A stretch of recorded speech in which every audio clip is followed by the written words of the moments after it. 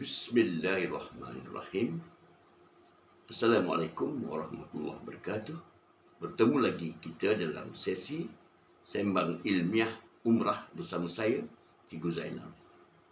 Untuk pertemuan kita kali ini, kita akan meneruskan perkongsian pengalaman kita tentang tata cara mengerjakan umrah.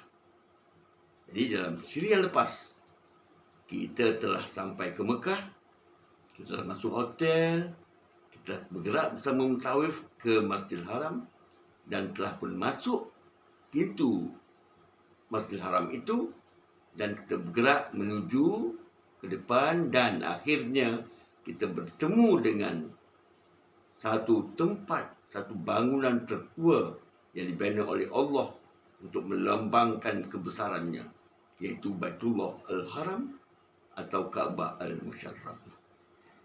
Jadi, di sini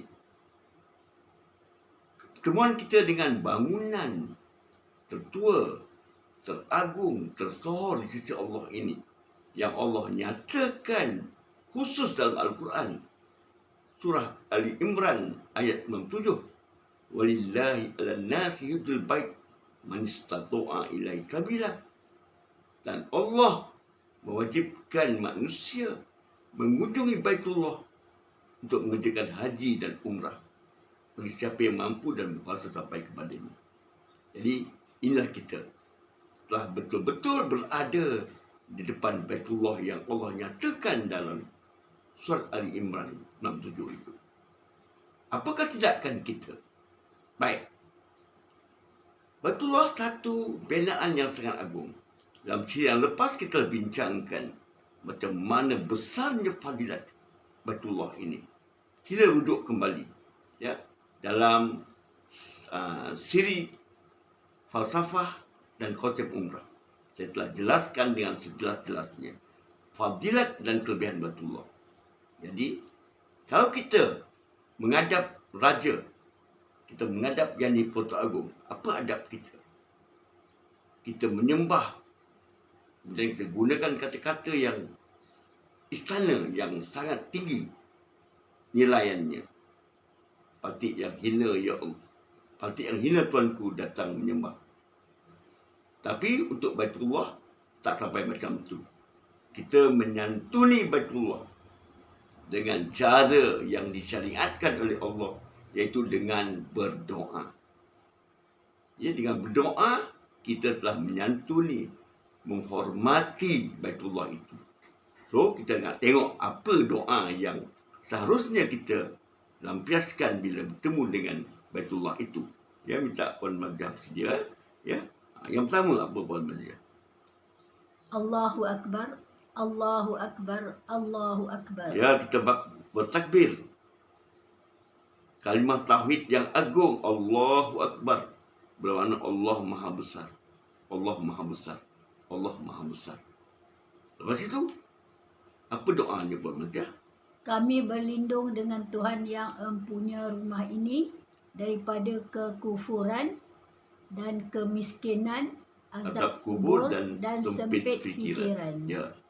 Seterusnya, wahai Allah, tambahilah Baitullah ini dengan kemuliaan, kebesaran, ketinggian dan keagungan. ya, Tambahilah juga ya Allah kurniamu kepada siapa sahaja yang memuliakannya dari kalangan mereka yang menunaikan haji dan umrah ya, dengan kemuliaan, kebesaran, ketinggian dan kebajikan. ya, itu dia adab dia. Ya. Saya ulangi balik. Tampak saja Baitullah, kita rasakan hormat kita. Allahu Akbar, Allahu Akbar, Allahu Akbar. Tamat dengan sikit doa. La ilaha illallah wahdahu la syarikalah. Lahul mulku wa lahul hamdu. Yuhyi wa yumit. Wa huwa ala kulli syai'in qadir.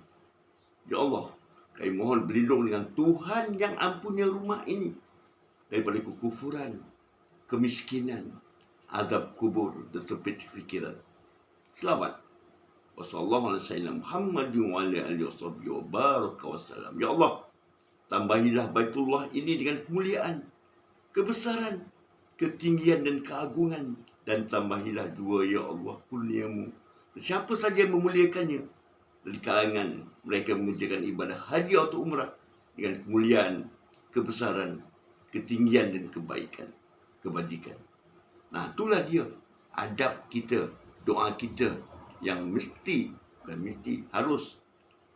Kalau boleh kita wajibkan kita bacakan setiap kali melihat Kaabah. Sebab Kaabah bukan calang-calang binaan. Ya, sangat mulia dan agung di sisi Allah. Jadi persoalannya, bila masa kita nak membaca doa ini ya Ustaz, ya, ada ulama mengatakan cukup sekali kita bertemu Baitullah. Tapi saya mengamalkan setiap kali saya nampak Baitullah, saya akan berdoa. Saya nak Baitullah itu sentiasa besar di hati saya. Besar di hati saya. Supaya bila Baitullah itu sentiasa di hati, keinginan untuk datang lagi bertamu di depannya, berteleku, bersujud, berdoa di depannya, semarak, sentiasa semarak, tak pernah jemu, sentiasa rindu. Dan Baitullah itu sendiri satu binaan yang ada rohnya, ya, ada orang yang tersendiri. Sampai kan Allah bagi pada Baitullah itu 120 rahmat sehari semalam. Jadi Baitullah itu sendiri kalau kita sentiasa, bila dia sentiasa melihat kita, menghargai dia, dia sendiri akan menaruh belas kasihan pada kita.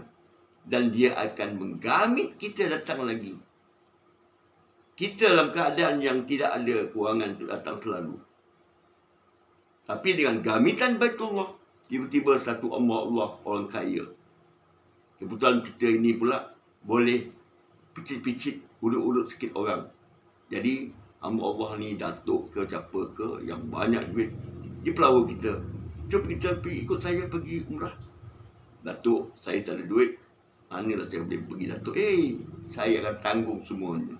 Ditempatkannya kita di tempat 7 hotel 7 bintang. Di Zamzam Tower, di Clock Tower, di Movenpick. Dan sebab kita digamit oleh Baitullah. Bila Baitullah menggamit kita, tidak ada apa yang boleh menghalang lagi untuk kita datang. Begitu dengan wanita. Mungkin ada datin perempuan yang kaya, dia ajak kita jadi peneman dia. Kita kerja hanya cleaner saja di pejabat itu. Tapi kita adalah sedikit pengalaman umrah dan boleh pula lah picit-memicit ni, urut-mengurut ni. Jadi diajaknya kita pergi ke Baitullah. Ditanggung, beres segala-galanya. Duduk di hotel 7-8 bintang. Masya Allah, inilah dikatakan Baitullah menggamit kita. Ya, jadi nasihat saya pada semua saudara-saudari, ya, para bakal-bakal tamu Allah, ambil kesempatan. Cuba hafalkan doa ini. Doa ini ada dalam buku doa. Sangat molek jika kita dapat menghafalnya dan kita lampiaskan. Bukan sekali. Tengok. Pada saya amalkan. Bila bertemu Baitullah, saya berdoa. Bila saya balik ke hotel, esok datang lagi subuh, bertemu saja Baitullah, terus saya berdoa. Nak balik, meninggalkan Baitullah, nak balik ke rumah, lepas solat isyak, sekali lagi saya Allahu Akbar, Allahu Akbar, Allahu Akbar. Jadi kalau kita hafal doa tu cantik sekali. Tapi kalau tak hafal pun ada buku, peganglah buku. Tidak ada masalah. Yang penting berdoa. Ya, inilah dia saran kita, nasihat kami kepada para bakal-bakal tamu Allah yang ingin bertamu di Haramain, yang akan bertemu dengan Baitullah, bersemuka dengan Baitullah. Ambil kesempatan ini, ya. Dan percaya akan datang, kita akan tengok pula apa tata cara mengerjakan umrah kita yang lain. Iaitu, kita akan bertawaf. Selama ini kita dah belajar tentang tawaf, rukun sah batal dia, sunat-sunat dia. Dalam siri akan datang, kita akan aplikasikan dia. Macam mana nak mulakan tawaf itu, nak adunkan antara wajib dan sunat itu menjadi satu perbuatan yang sepadu. InsyaAllah. Okay? So, bertemu lagi dengan saya, dengan Puan Hajah Maziah, yang sentiasa setia untuk membantu para bakal-bakal tamu Allah. Itu pun siapa yang sudi. Ya? Jadi, dalam YouTube kita nanti yang akan kita terbitkan tak lama lagi. Jadi sila ikuti dan ulang-ulang tonton sampai kita hafal betul-betul. Barulah kita melangkahkan kaki menuju ke Baitullah dengan yakin dan bersemangat. InsyaAllah kita dikurniakan umrah yang mabrurah, ya, yang layak Allah ganjari dengan syurga Jannatul Naim. So, akhirnya salam hormat saya dan Puan Haji Ahmad Zia. Hingga kita berjumpa lagi di siri akan datang. Wallahu a'lam bishawab. Assalamualaikum warahmatullahi wabarakatuh.